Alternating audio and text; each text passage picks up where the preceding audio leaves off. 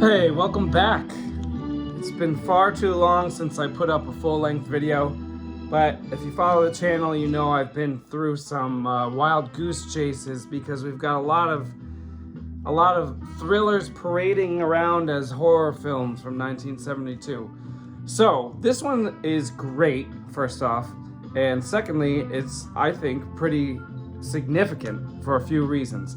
So this one is called La Semana del Asesino, which means the week of the killer in Spanish. So first of all, I should mention that if you want to search for this movie right now, you can find it on Tubi or Plex, both for free, except you have to search under its international title, which is Cannibal Man, even though there's nothing to do with any cannibalism in this movie, okay? So it really should be called Week of the Killer. It's an appropriate title. Now, this is a Spanish film, and I was looking back through my info and my data and my archives. This is only the third fully Spanish horror film of the 70s. So we did all of 1970, all of 1971, and now we are like 30-some deep into 1972, and this is only the third purely Spanish horror film of the decade so far. I looked at the other numbers, and I think this is the 8th or 9th primarily Spanish horror film, meaning that there were some that were Spanish and Italian, or Spanish and German, or Spanish and Portuguese, like the last movie I talked about, Terror of the Blind Dead. That was Spanish-Portuguese. But what's interesting to me is I would also say that I'm giving this one an 8 out of 10, and it was almost a 9 out of 10. It was really good. And I've only given 3 movies so far out of over 30 of them from 1972 an 8 out of 10. And none have gotten higher. So this is one of the top 3 movies of the decade, in my opinion, so far. I'll also point out this was released in May of 1972, only in 1 or 2 cities in Spain. It got a wider release the next year across Spain and West Germany. But it was not released widely until 1973, but it was finished, completed, and released to the public for a few cities. Uh-oh. What's happening here? Oops. I don't know what that was. Sorry about that. So anyway, this is 1972 May. I actually have a few left from April to do, and I have 1 left from March, but there are so many like prerequisite movies for those films, and it's been so long since I put one out, so I decided I would skip ahead to early May. Okay, this is directed by, what's his name? It was directed by Eloy de la Iglesia, and I did watch one of his prior films, actually probably about a year ago. This is called El Techo de Cristal, and that means glass ceiling, or the glass ceiling, or the ceiling of glass. This was a mild thriller. It wasn't bad, but it was really slow. It took a while for things to get going. Certainly not a horror film. It was okay. It did feature Emma Cohen, and Emma Cohen is also in Week of the Killer. You can see her name here. So what's interesting, a little bit interesting, is that Emma Cohen gets second billing here. Her name is second largest, but she's not in the movie that much. Vicente Parra, who had not ever been in horror films before this, but is in some later, is both the lead actor. He's in the movie almost every single scene, and he's also the producer of the film. That's a picture of him there. So I was able to do this quickly because most of these actors and director hadn't done much before it, at least in the ways of horror or anything I was interested in. However, Vicente Parra had been acting in film since at least the 50s. He is a little bit older. Emma Cohen was also in a Spanish-Italian co-production that was an erotic thriller with a title that translates to Beasts Without a Cage. And its American release title was Two Males for Alexa.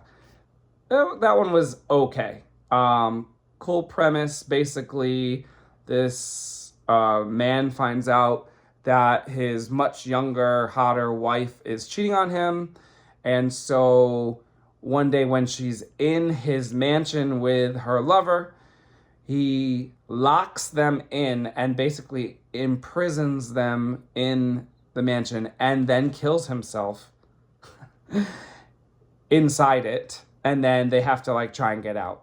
But despite being a cool premise, it wasn't that exciting. Emma Cohen was also an extra in Jesus Franco's Dracula, which was pretty good. Christopher Lee was Dracula, and a whole bunch of other European actors were in it. I actually did a video for Dracula, although I didn't mention Emma Cohen because she was a very tiny part of that film. Okay, so what is this about? This movie is originally, at the beginning, about a couple played by Vicente Parra, who plays Marcos, and his girlfriend and sort of fiance, played by Emma Cohen. And even though they say they're going to get married, Emma's character's father doesn't like Marcos, and so they hide their relationship from him.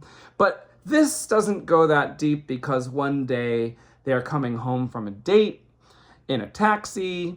And by the way, this was filmed either in or right outside Madrid, which is the capital city of Spain. I don't know what is happening with this. Anyway,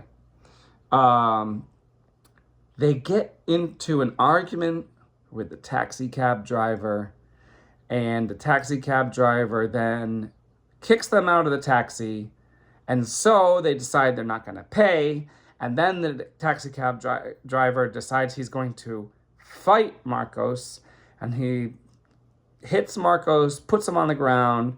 Then Marcos's girlfriend starts fighting the taxi driver. The taxi driver is winning, but Marcos grabs a rock and hits him in the head, and then they run away. Well, it turns out the taxi cab driver dies, and then they freak out. They aren't sure what to do, but Marcos wants to just like keep it quiet, whereas his girlfriend says you should go to the police and turn yourself in. Well, he doesn't want to do that, so they argue about it, and then he ends up killing her. And so that's why I say, that's a little bit of a spoiler, by the way, my bad. But that's why I say she's not really in it. There's other characters that are in the movie way more than she is. She dies right at the early part of the film. So, even though that is a bit of a spoiler, hopefully it's enough to get you interested because so much more happens after that. This movie was really good because more and more and more and more keeps happening. The pacing is really good. There's a lot of interesting characters, such as Nestor, who is the weird, mysterious neighbor. There's Rosa, who is basically like the cook and waitress at the nearest restaurant that Marcos eats at every day or possibly every meal. There is Marcos's brother Esteban, or Steven, I think. By the way, right now on all the platforms that this is streaming, it's only in English. You cannot watch it in Spanish. And I know it was on Shudder last month. I don't know if they were running it in English or Spanish. However, according to Wikipedia, according to the Spanish Wikipedia, the film is in English. Now, that is probably the weakest point of the film because the dubbing is not that great. The story is great. The physical, facial acting is great. There's a lot of violence in it, and it looks pretty good, even though it's not a super high budget movie, but it looks pretty good. The violence is in short bursts, which I think makes sense because they're kind of masking the possibly not great effects, but there's some of it that's pretty good. Unfortunately, if you view it in English, if you view it on Tubi or Plex, you're gonna see a spoiler in the American movie poster. This poster doesn't give anything away, and the American one gives away like the best moment of the whole film. So unfortunately, I knew that piece was coming, and you probably will too if you go watch it. But basically, this is great in almost every way. The only ways it could be better is if it were possible to watch the actors speak in their actual voices and in their original language, which seems to not be possible. And the other thing would be like maybe better special effects, but this is a relatively early film. The previous film, Glass Ceiling, had like no special effects, basically. It was basically a melodrama. And so this is definitely a step up, but the story is really good. The pacing is really good. And I will tell you, probably should have mentioned this earlier, this is very much like the highly popular 1980s film Maniac, early 80s serial killer film Maniac. I know a lot of people like that. It's very popular. This is basically the same plot, except here he has a girlfriend and a brother. And obviously, if you have seen Maniac, you know that the main character is a complete loner in that. Oh, another aspect of this is that Marcos, the main character, works in a slaughterhouse. And I will give you a trigger warning. There's a lot of animal slaughterhouse visuals. In fact, it starts out with cattle getting their throats slit while hanging from the chains or whatever. So if you do not want to see animals get hurt, you do not want to watch this one. At least you don't want to watch the first 5 minutes. But I will say that the director has a lot of great intentional shots. Surely it's intentional that he starts off with cattle being slaughtered because he wants you to be uncomfortable right from the beginning. In fact, Marcos is standing on the killing floor eating a sandwich, which is a little bit disturbing. There's like blood everywhere. Real blood. Real live hot blood. Like it's graphic. There's some great shots. Without giving anything away, there's some great shots of kids playing soccer in Spain. There's some great shots of lighting a cigarette. That'll make sense when you see it.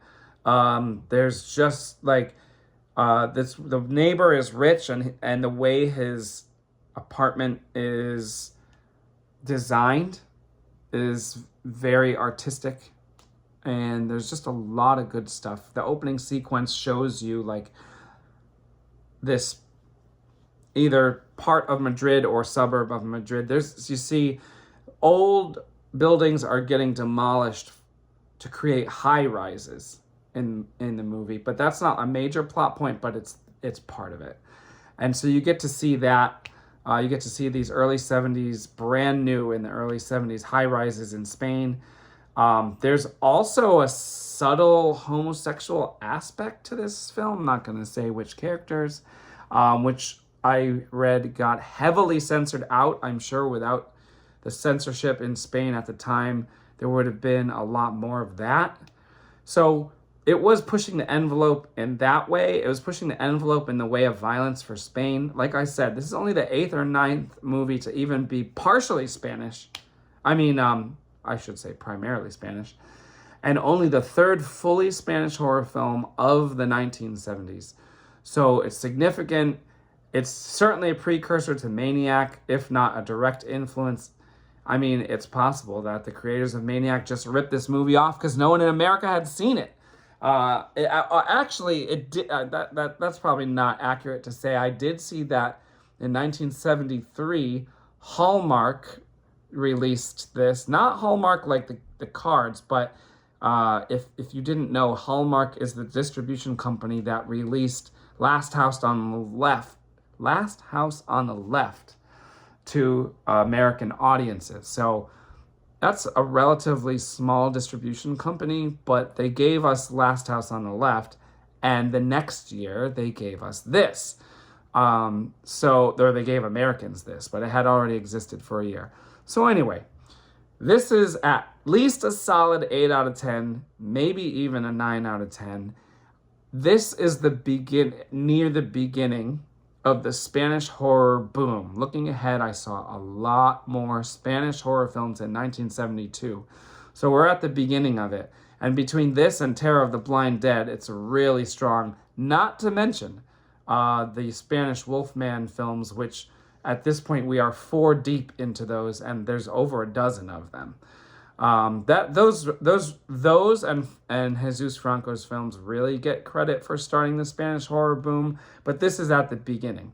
And Eloy de la Iglesia does give us, I think, at least 3 more horror films in the 70s, maybe more. So we have those to look forward to. All right, thanks. Sorry for the technical difficulties, but these take so long to do that I'm just keeping it. So if you made it this far, please show some support. And the best way you can do that is by commenting on the video, and that increases the algorithm and it makes it more fun. So if you haven't seen this, I recommend it, as long as you're okay with animals getting hurt. And let me know what you think in the comments. All right, see you later.